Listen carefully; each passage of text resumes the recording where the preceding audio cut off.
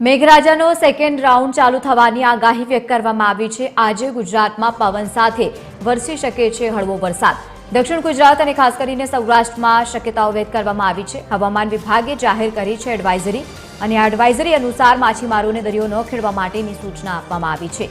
આકાશી વીજળીથી પણ બચવા માટે અપીલ કરવામાં આવી છે।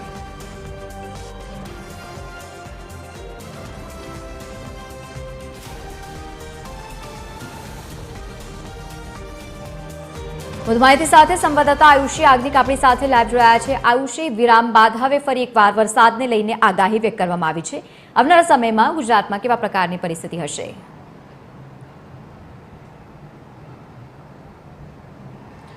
બિલકુલ લવલી, જે રીતે હાલ વરસાદી સિસ્ટમો છે કે જે અરબી સમુદ્રની અંદર સક્રિય થઈ રહી છે, આ સિસ્ટમો જ્યારે બની જશે ત્યારબાદ ગુજરાત રાજ્યની અંદર વરસાદ પડી શકે છે। 16 જુલાઈ બાદ વરસાદની સંભાવનાઓ વ્યક્ત કરવામાં આવી છે। જો કે હાલ જે વાદળછાયું વાતાવરણ છે તે રાજ્યના મોટાભાગના જિલ્લાઓમાં રહી શકે છે।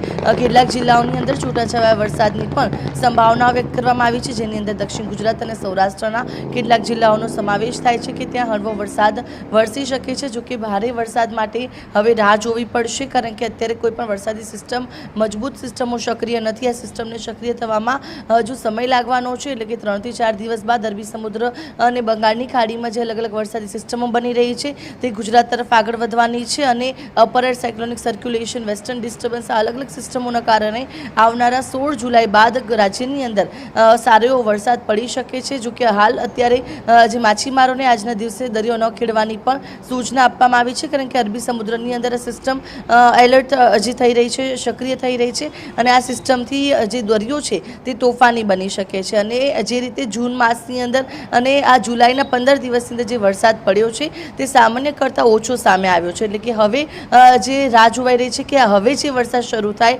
તે ક્યાંક ને ક્યાંક આ જે ટકાવારી છે તેને વધારે, કારણ કે ખૂબ ઓછો વરસાદ જે ગયા ઘણા વર્ષોની તુલનામાં ખૂબ ઓછો વરસાદ પડ્યો છે, એટલે કે હવે આ નવી સિસ્ટમ બનશે ત્યારબાદ જે સારો એવો વરસાદ પડે તો તે ખેડૂતો માટે ખૂબ સારું રહેવાનું છે, કારણ કે આ જે સિસ્ટમો હતી તેનાથી વરસાદ તો પડ્યો પરંતુ જોઈએ તેટલો નથી પડ્યો અને હવે આ અલગ અલગ સિસ્ટમો જ્યારે 16 જુલાઈ બાદ સક્રિય થશે ત્યારે ખૂબ સારો વરસાદ પડવાની પણ સંભાવનાઓ છે।